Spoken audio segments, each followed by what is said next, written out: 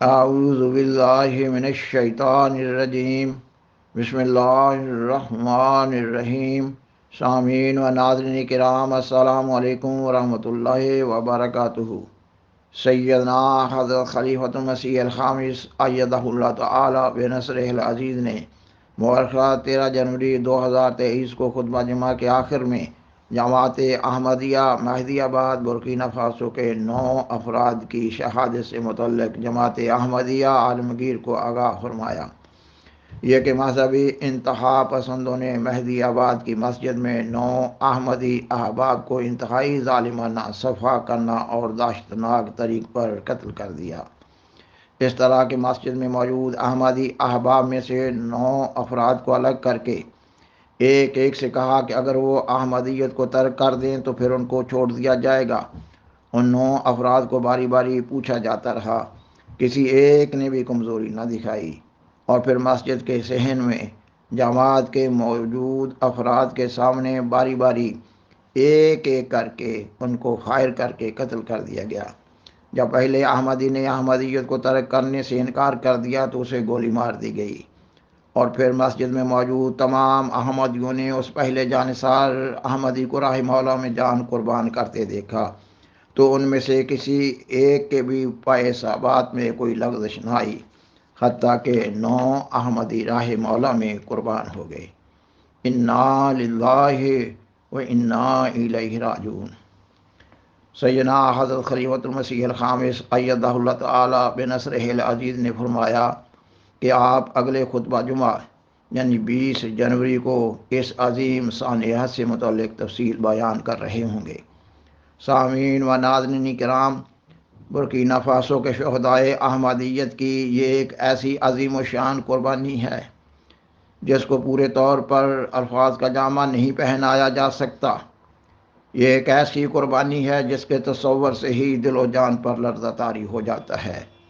الہی جماعتوں کے افراد ہی ایسی قربانیاں پیش کر سکتے ہیں۔ کسی دہشت گرد مذہبی انتہا پسند کا کسی ربانی اہل اللہ پر اس حالت میں حملہ کر دینا جبکہ اس ربانی اہل اللہ کو اس کی خبر نہ ہو، ایسی قربانی کی نوعیت الگ ہے، مگر جانتے بوجھتے ہوئے باطل کی پیشکش کو ٹھکراتے ہوئے حق کی خاطر جان قربان کر دینا، ایسی قربانی کی مثال تو سیدنا حضرت محمد رسول اللہ صلی اللہ علیہ وسلم کے صحابہ ہی کی زندگیوں میں ملتی ہے، اور یا پھر سیدنا حضرت مسیح موعود علیہ السلام کے صحابہ کی زندگیوں میں۔ شیطان کے چیلے جب رحمان خدا کے بندوں سے مخاطب ہوتے ہیں کہ اگر صداقت سے انکار نہیں کرو گے تو انتہائی ظالمانہ طریق سے قتل کر دیے جاؤ گے، تو پھر رحمان خدا کے بندوں کا یہ جواب ہوتا ہے کہ تم ہم سے جو کر سکتے ہو کر گزرو، ہم باطل کے سامنے سر نہیں جھکائیں گے۔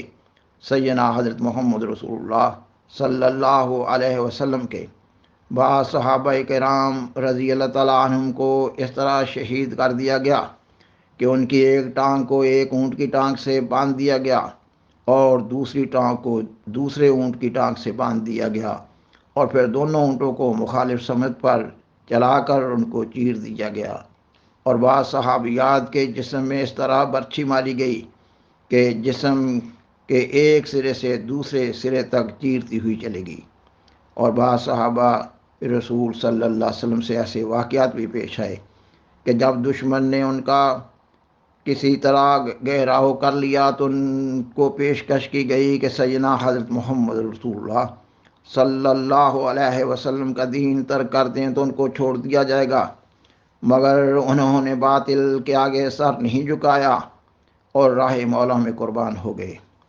بلا شبہ، بلا ریب، یقینی طور پر اور قطعی طور پر برکینا فاسو کے شہدائے احمدیت کی قربانی صداقت احمدیت کا ایک عظیم الشان نشان ہے۔ برکینا فاسو کے شہدائے احمدیت نے راہ مولا میں جان قربان کر کے ساری دنیا کو صداقت احمدیت کا ثبوت فراہم کر دیا ہے، ایسا ثبوت جس کو رد نہیں کیا جا سکتا ہے۔ ایسی قربانی وہی لوگ کر سکتے ہیں جنہوں نے اپنے آپ کو فنا فی اللہ اور فنا فی الرسول کر رکھا ہو۔ برکینا فاسو کے شہدائے احمدیت نے راہ مولا میں جان قربان کر کے یہ ثابت کر دیا ہے کہ اسلام احمدیت ناقابل تسخیر طاقت ہے۔ یہ غالب رہنے کے لیے عمارت وجود میں آئی ہے، اس کو مغلوب نہیں کیا جا سکتا۔ برکینا فاسو کے شہدائے احمدیت کی قربانی نے جماعت احمدیہ کو ایک نئی روحانی زندگی سے ہمکنار کیا ہے، دنیا بھر میں پھیلے ہوئے احمدیوں کی روحانی قوت ایمان و عمل کو حرکت دی ہے۔ کسی نے کیا ہی سچ کہا ہے، قتل حسین اصل میں مرگ یزید ہے، اسلام زندہ ہوتا ہے ہر کربلا کے بعد۔ پس ہر احمدی کا فرض ہے کہ ان دکھ کے لمحات میں اپنی ان لمحات کی حفاظت کریں، کثرت سے ذکر الہی کریں، کثرت سے دروشی پڑھیں، مرحوم شہداء کے لیے، مرحومین شہداء کے لیے اللہ تعالیٰ کے حضور دعائیں کریں کہ اللہ تعالیٰ ان کو اپنا دیدار اور سیدنا حضرت محمد رسول اللہ صلی اللہ علیہ وسلم کی زیارت کروائے اور سیدنا حضرت مسیح موعود علیہ السلام کا قرب نصیب کرے، اور اللہ تعالیٰ مرحومین شہداء کے لواحقین کو صبر جمیل کی توفیق عطا فرمائے، ان کا حافظ و ناصر ہو۔ اللہ تعالیٰ ان شہدائے احمدیت کی اس قربانی کو قبول فرماتے ہوئے اس قربانی کو انزال رحمت کا موجب بناویں، آمین اللہم آمین۔ سیدنا حضرت خلیفۃ المسیح راوی رحمہ اللہ فرماتے ہیں، خون شہیدان امت کا اے کم نظر رائے گا کب گیا تھا کیا وہ جائے گا، ہر شہادت تیرے دیکھتے دیکھتے پھول پھل لائے گی، پھول پھل جائے گی۔ سامعین و ناظرین کرام، اللہ تعالیٰ قرآن مجید کی سورت البقرہ کی آیت 155 میں بیان فرماتا ہے، وَلَا تَقُولُوا لِمَن يُقْتَلُ فِي سَبِيلِ اللَّهِ أَمْوَاتٌ بَلْ أَحْيَاءٌ وَلَٰكِن لَّا تَشْعُرُونَ۔ یہ کہ جو اللہ کی راہ میں قتل کیے جائیں ان کو مردے نہ کہا کرو، بلکہ وہ تو زندہ ہیں لیکن تم شعور نہیں رکھتے۔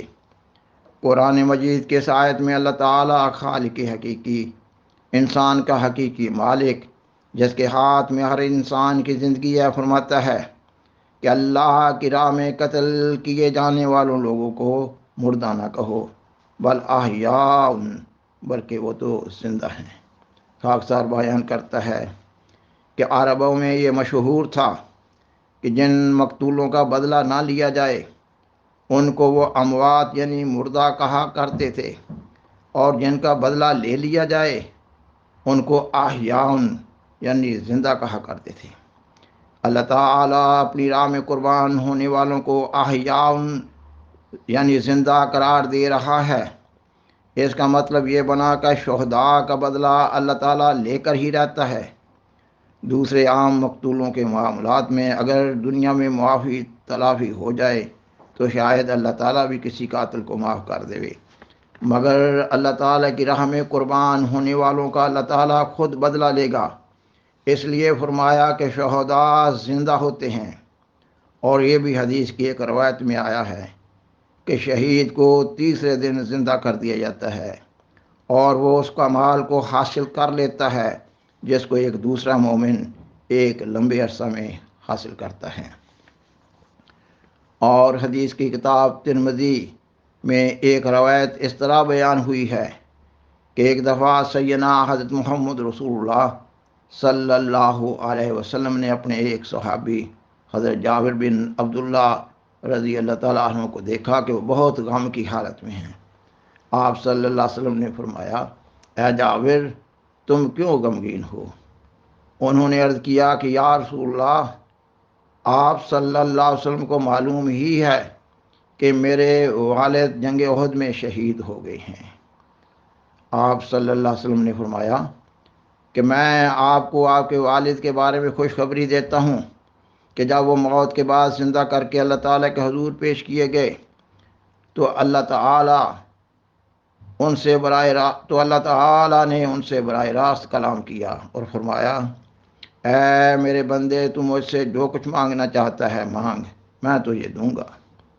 انہوں نے عرض کیا اے اللہ، میری صرف اتنی ہی خواہش ہے کہ میں پھر زندہ ہو کر دنیا میں جاؤں اور آپ کی راہ میں مارا جاؤں۔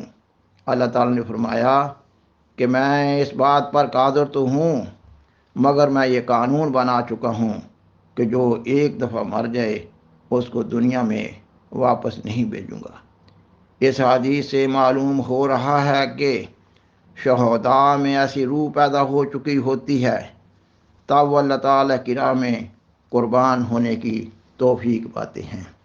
سیدنا حضرت مسلم موعود خلیفۃ المسیح ثانی رضی اللہ تعالیٰ عنہ بیان فرماتے ہیں، وہ لوگ جو سچا ایمان لاتے ہیں وہ جانتے ہیں کہ ہمارا مرنا قوم کو زندہ کرنے کا موجب ہوگا۔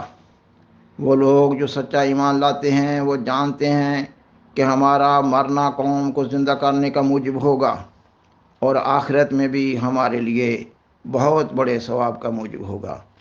اس لیے وہ موت کو کوئی خوف والی چیز نہیں سمجھتے۔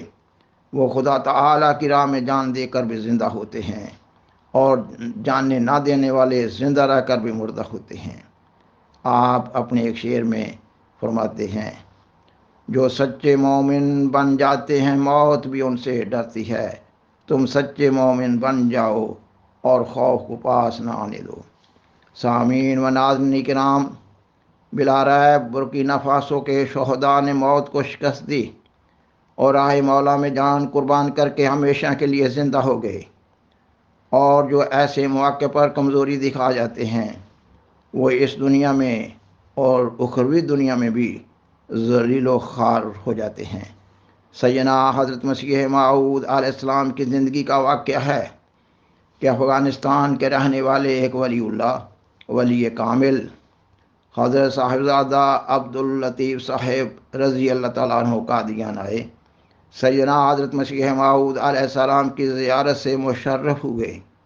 آپ علیہ السلام کے ہاتھ پر بیعت کی، چند ماہ آپ علیہ السلام کی صحبت میں گزارے اور اپنے وطن واپس چلے گئے۔ افغانستان کے مولویوں نے حضرت صاحبزادہ صاحب کے خلاف احمدیت قبول کرنے کی بنا پر کفر کا فتویٰ لگایا اور موت کی سزا سنا دی۔ حضرت صاحبزادہ صاحب کو افغانستان میں ایک پیر کامل اور ایک ممتاز مذہبی امام و لیڈر کی حیثیت حاصل تھی۔ بادشاہ وقت بھی آپ کے عقیدت مندوں میں سے تھا۔ حضرت صاحبزادہ صاحب کو سنگسار کرنے کے لیے ایک گڑھا کھود کر کھڑا کر دیا گیا، ناک میں نکیل ڈال دی گئی۔ اس حالت میں بادشاہ وقت آپ کے پاس آیا اور کہا کہ میرے کان میں چپکے سے احمدیت سے انکار کر دو تا موت سے نجات پاؤ۔ مگر حضرت صاحبزادہ صاحب نے بڑے زور سے فرمایا، مجھ سے یہ امید مت رکھو کہ میں سچائی سے توبہ کر لوں۔ تب حضرت صاحبزادہ صاحب کو پتھر مار مار کر شہید کر دیا گیا۔ انا للہ و انا الیہ راجعون۔ سیدنا حضرت مسیح موعود علیہ السلام نے حضرت صاحبزادہ عبداللطیف صاحب شہید کے واقعہ کو بیان کرنے کے لیے کتاب تذکرۃ الشہادتین لکھی۔ آپ اس کتاب میں حضرت صاحبزادہ صاحب سے مخاطب ہوتے ہوئے لکھتے ہیں، شہید مرحوم نے مر کر میری جماعت کو ایک نمونہ دیا ہے اور در حقیقت میری جماعت ایک بڑے نمونہ کی محتاج تھی۔ ایسے لوگ اکثیر عامر کے حکم میں ہیں جو صدق دل سے ایمان اور حق کے لیے جان بھی فدا کرتے ہیں اور ظن و فرزند کی کچھ بھی پرواہ نہیں کرتے۔ اے عبداللطیف، تیرے پر ہزاروں رحمتیں کہ تو نے میری زندگی میں ہی اپنے صدق کا نمونہ دکھایا۔ سامعین و ناظرین کرام، برکینا فاسو کے شہداء کی شہادتوں کو ایک ممتاز حیثیت حاصل ہے۔ ایک یہ کہ ان شہادتوں کو حضرت صاحبزادہ سید عبداللطیف صاحب شہید کی شہادت سے مماثلت ہے، یہ کہ دونوں مواقع پر قتل کرنے سے قبل احمدیت سے توبہ کرنے کی پیشگی گئی۔ ان شہادتوں کی دوسری امتیازی شان یہ ہے کہ یہ شہادتیں افریقہ میں ہوئیں جبکہ مخالفین و معاندین احمدیت بے پر کی اڑاتے رہتے ہیں کہ پسماندہ علاقوں کے لوگوں کو لالچ دے کر احمدی بنا لیا جاتا ہے۔ اللہ تعالیٰ نے اپنی پھیلی شہادت سے افریقہ کے احمدیوں کے ایمان پر مہر تصدیق ثبت کر دی ہے کہ احمدیت صحابہ کرام رضی اللہ تعالیٰ عنہم کی سی جماعت ہے۔ اے برکینا فاسو کے شہدائے احمدیت، تم پر سلام، ان گنت سلام تا اب سلام۔ سیدنا حضرت مسیح موعود علیہ السلام اپنی کتاب تریاق القلوب میں لکھتے ہیں، شہید کا کمال یہ ہے کہ مصیبتوں اور دکھوں اور ابتلاؤں کے وقت میں ایسی قوت ایمانی اور قوت اخلاقی اور ثابت قدمی دکھلاوے کہ جو خارق عادت ہونے کی وجہ سے بطور نشان کے ہو جائے۔ اور آپ علیہ السلام کی ایک تحریر اخبار الحکم 17 مارچ 1905 میں اس طرح درج ہے۔ آپ علیہ السلام فرماتے ہیں، جب تک ایمان قوی ہوتا ہے اسی قدر اعمال میں بھی قوت آتی ہے، یہاں تک کہ اگر یہ قوت ایمانی پورے طور پر نشو و نما پا جاوے تو پھر ایسا مومن شہید کے مقام پر ہوتا ہے، کیونکہ کوئی امر اس کے سد راہ نہیں ہو سکتا۔ وہ اپنی عزیز جان تک دینے میں بھی تعامل اور دریغ نہ کرے گا۔ سامعین و ناظرین کرام، بالآخر درخواست ہے کہ برائے مہربانی اس پروگرام کو دوسروں سے شیئر کریں اور عذرائے کرم اس چینل کو سبسکرائب کریں۔ جزاکم اللہ تعالی احسن الجزاء وآخر دعوانا ان الحمد للہ رب العالمین، والسلام علیکم ورحمۃ اللہ وبرکاتہ۔ شکریہ۔